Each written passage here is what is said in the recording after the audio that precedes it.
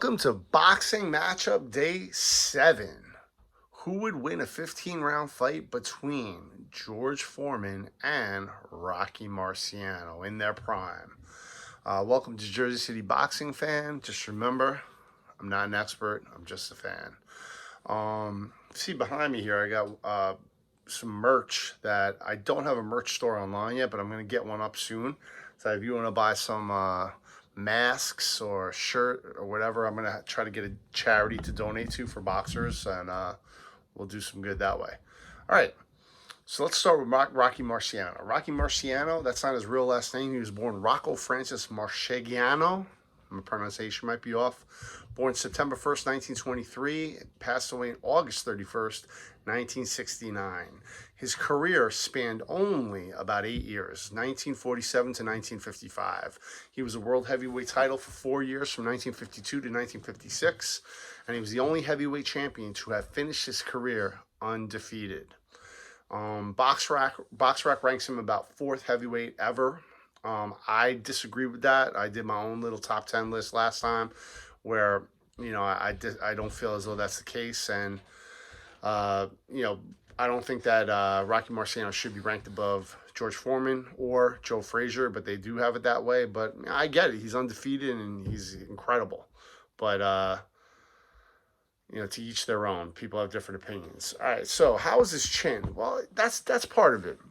He got knocked down a few times in fights against people who were, I thought, light heavyweights, smaller people. But he wasn't that big himself, so I get it. His stamina, though, top notch. I mean, when he got knocked down, he got back up, and it seemed like he would get stronger as the fight went on. He may be losing a fight early on, and then as the fight goes, his stamina gets stronger and stronger, and he's constantly in your face. His knockout to win ratio percentage, is about 87%. It's one of the highest in heavyweight history.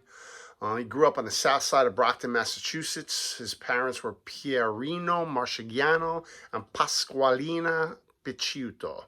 I don't know if I'm pronouncing that right, but very Italian.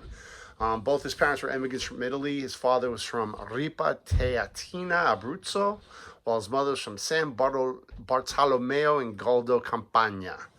Went to Brockton High School, where he played baseball and football. Great athlete, Rocky Marciano. Dropped out of school after 10th grade, though. Had a bunch of, manual labor jobs like ditch digger, railroad layer, shoemaker. And he lived in Hanson, Massachusetts, where the house he lived on still stands on Main Street. March of 1943, he goes to the Army, gets drafted into the United States Army for 2 years, and he's stationed in Swansea, Wales.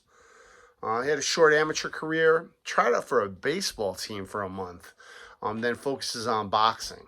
So, it shows you he actually wanted to be a baseball player rather than a boxer. And if he made the Major League Baseball, we probably would never have this great history of Rocky Marciano as his undefeated heavyweight, because he'd be a baseball player, but that's what he wanted, to be a baseball player. Early on in his career, he had a lot of KOs. And Phil Moscato, an experienced heavyweight from Buffalo, he was the first named fighter that Marciano faced. And 3 weeks after that fight, Marciano beat Carmine Vingo by a 6-round knockout in New York that almost killed Vingo. It was a huge knockout. In March 1950, he fights Roland LaStarza, winning a split decision. Close. LaStarza may have come closer than any other boxer to beat Marciano. Really close scoring.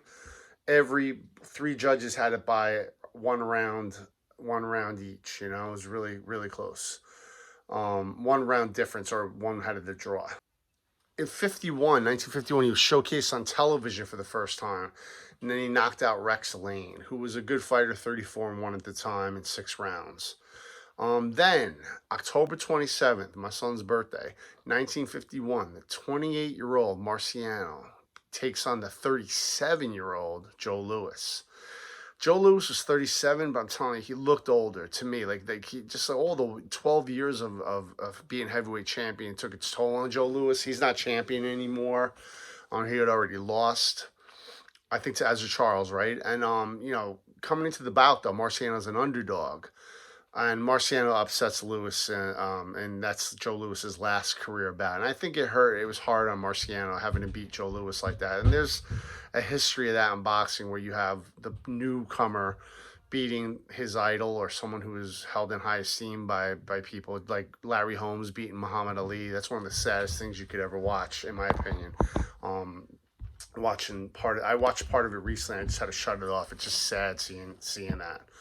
All right, Marciano at 29 years old, he faces the world heavyweight champion, 38-year-old Jersey Joe Walcott, in Philadelphia in 1952. Walcott actually drops Marciano in the first round and like builds up a point lead. Like Jersey Joe Walcott was ahead in the fight, and they're in the 13th round, and Jersey Joe Walcott was like setting up a right, kind of like to throw it, and right as he's about to throw, you see Marciano tag him, knocks him out. It was a huge knockout. It's one of those knockouts that they freeze the frame of the face and his face is all distorted. Oof. They have a rematch where he knocks out Walcott in the first round. Then he fights Roland Lastarza, who, if you remember, was the guy that gave him a really close fight before he's champion, and Marciano won by TKO in that 11th round. But it was a decent fight. And also, Roland Lastarza gave him a hard time, probably more than out of anyone else he fought. Two consecutive fights against Ezra Charles, who was the former champion, light heavyweight champion, considered probably the best light heavyweight ever. And he's the only man to ever go 15 rounds with Marciano. So that says a lot for Ezra Charles. Marciano won on fights in the first one, and then there was a knockout in the second fight. Marciano fights Don Cockle, the European champion. He's British, knocks him out in the 9th round. And in his last title bout, he fights 38-year-old Archie Moore in 1955. Archie Moore, the old mongoose, great light heavyweight also, knocks Marciano down early on, but Marciano survives, comes back, and knocks him out in the 9th round. But, he's fighting. If you look at his career, a lot of his championship fights, Rocky Marciano, are against people who used to be light heavyweights or middleweights, even with Ezra Charles, right? So that's why sometimes I don't hold him up with the other great heavyweights. I mean, I get it. He's a great heavyweight. And especially if you're Italian, you're probably looking at me like this. You probably hate me for saying it, but I just don't see Rocky Marciano hanging with the other top heavyweights like a Sonny Liston, like Muhammad Ali. But that's just me. Marciano considered to come back later in his career, but he decided against it after realizing he wasn't going to be in the shape that he wanted to be in. So sadly, Rocky Marciano passed away in a plane crash, and it's sad because I would have loved him be around a lot longer to hear what he thought of the heavyweight division without him in it. It would have been nice commentary to hear, but sadly we didn't get that. So now we move on to the great George Foreman. George Foreman, born in 1949, his career went from 1969 to 1997. He was a two-time champ, once in the 70s, once in the 90s. And after boxing, both times after boxing, he was a minister, he was an author, an entrepreneur, the Foreman Grill. So he, later in his career, he became the oldest heavyweight to ever win the championship.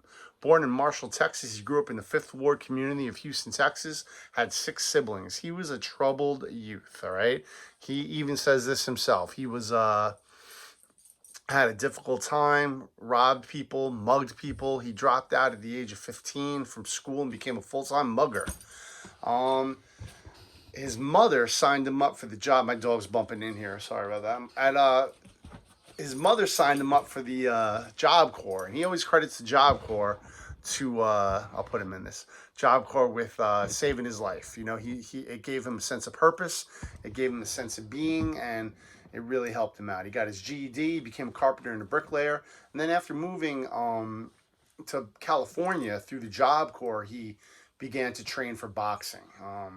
So he idolized Jim Brown. That was his favorite person, Jim Brown, the football player.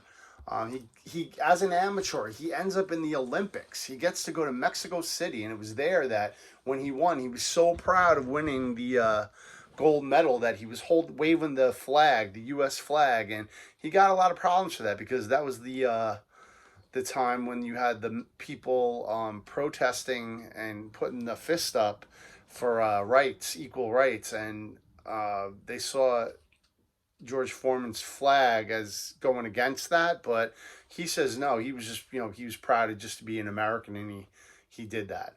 Um, his first big wins, George Foreman, were a guy Peralta and George Chavallo. Those were his first big wins. In 1972, he's still undefeated, and he gets ready to challenge Joe Frazier for the undisputed World Heavyweight Championship. Okay, so um, that's, I mean, when he fights Joe Frazier, I mean, Joe Frazier at the time was undefeated, was considered, the best heavyweight in the world. George Foreman came in, and even George Foreman says he was shocked by this. He destroyed Joe Frazier. I mean, he was just too big, too strong, and basically those two Foreman fights are the only times in Joe Frazier's career, the great Joe Frazier's career, that you see him demolished. You know what I mean? And Joe Frazier makes a joke in an interview. Have you ever seen Facing Ali, where the documentary where Joe Frazier says the only mistake I made in that fight was signing the contract. Like, it's pretty funny. And even Joe Frazier admits Foreman was just too strong for him. His punches were like killer punches. Um, then George Foreman destroys after Norton beats Ali. After Norton beats Ali and then loses in a close rematch, um, Foreman fights Norton, and Norton gets destroyed, much like Joe Frazier. Like George Foreman just clobbers him around the ring, and Ken Norton had a problem with big punchers too. But yeah, that was rough. So now Foreman signs to fight Muhammad Ali, and he's thinking, dude, I just destroyed Joe Frazier, who beat Muhammad Ali. I just destroyed Ken Norton, who beat Muhammad Ali. This isn't going to be a problem for me. I'm fighting someone who people beat. I beat the people that beat him, so it shouldn't be a problem. Well, we most of us know what happened there. It was the ropes were a little bit loose. Ali was holding a lot. It was hot in Zaire in Africa, and people say that it was a rope a dope, and Ali was just making Foreman throw punches that were missing. Foreman was landing huge punches in that fight. I disagree with that assessment. Man, Foreman was landing huge shots on Ali that had to have an effect for years to come, in my opinion. I mean, some of those shots were monster shots. It's just that Muhammad Ali could take a punch. And, by the eighth round, I think it was, right, where, Foreman's just exhausted. Foreman is absolutely exhausted, and Muhammad Ali comes up with these a rally of punches, and Foreman goes down. They were good punches, without a doubt, but I think it was more from exhaustion. He got hit with really good, clean, crisp punches, and he goes down. Foreman tells the story. He looks to his corner for when to get up, and they tell him to get up, and there was some confusion, I guess, with the count of the referee's count and maybe what they were hearing. And he got up too late, and he probably could have got up sooner. I don't know that would have had an effect on the fight, but who knows? You know, I think, in my opinion, I honestly feel as though Ali, being that he never gave a rematch to Foreman, Ali must have known that, maybe he was in the best shape at that time, Ali, and maybe he felt as though if he fought Foreman again, he would lose. That's how I think about it. Because Ali gave rematches to so many people. He gave rematches to Henry Cooper. He gave rematches to Joe Frazier. He gave rematches to Ken Norton. Gave a rematch to, was it Floyd Patterson? Sonny Liston? The list goes on, right? You have a ton of rematches that go on with Muhammad Ali. But he never gave one to George Foreman, and that says a lot. He was giving fights to Chuck Wepner, Richard Dunn, Jean-Pierre Koopman, and Alfredo Evangelista. These are not big names. And Foreman was still fighting to 1977, and he never gave a rematch to Foreman. 1977, Foreman has a huge fight with Ron Lyle. That's like a slugfest where they're both going down. And then Jimmy Young, he fights and he loses, and then he has an epiphany, a religious epiphany, where he leaves boxing and becomes a minister. 10 years out of the ring. Then he comes back in 1987, starts destroying people again. it was almost seen like a joke at first. Like, oh, look at this big guy fighting all these people. But it was no joke. You know, he was knocking people out. He destroyed Jerry Cooney. He was in a really good fight for the title against Evander Holyfield and gave Holyfield as good as he got. Holyfield was just too young, too strong, too quick. And he beat Foreman. Morrison, he gave Morrison a good fight, but you know he lost to Morrison. But listen, Michael Moore, undefeated at the time. Foreman gets him with that jab right, out. Moore, I don't think ever saw the right coming because he was hit by the jab and he was out. Foreman has 12 kids. They're all some form of name of George, I think. All right, who would win in a fight between him and Rocky Marciano? Listen, man, I don't see a contest here, man. I think Foreman destroys Rocky Marciano. Like, I'm talking, knocks him around the ring like a rag doll. Now, Rocky Marciano's tough, and he would get back up. He'd get knocked down, get back up, get knocked down, get back up, get knocked down, get back up. But how long is that going to go on? How long? I don't see the fight going more than 4, 5, 6 rounds. I think Rocky Marciano gets knocked out by one of Foreman's jab right combinations, just like he did to Moore. Maybe not that early in the fight, but I just don't see Marciano withstanding the power of a young Foreman or an old Foreman, to be honest. I mean, you know, I've heard some arguments about was Foreman better when he was younger or when he was older? I mean, I would say when he's younger, but it seemed like when he got older, he knew how to conserve his energy better. He would still throw the huge, powerful punches when he was older, but he seemed to not be wild with them all the time, and he controlled his energy, set a pace, set a tempo, and it wasn't just all out throwing big missing punches ever. You know, I actually think later Foreman, in a lot of ways, was better than young Foreman.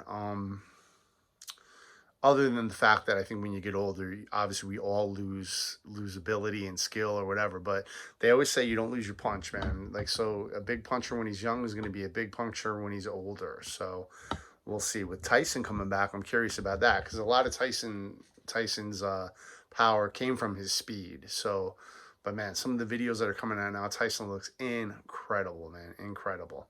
So I always feel like I end these videos too quickly. You know, I'm like kind of like, I talk about the fighters and then I say what I think, and you know, my analysis is just short. But you know, in this fight, I just think it would be Marciano trying his best to come at Foreman, and it would be Foreman just nailing him. You know, and Foreman took a good punch. I mean, Foreman was only knocked out, if I'm not mistaken, one time by Muhammad Ali, and it wasn't a complete knockout where he didn't know where he was.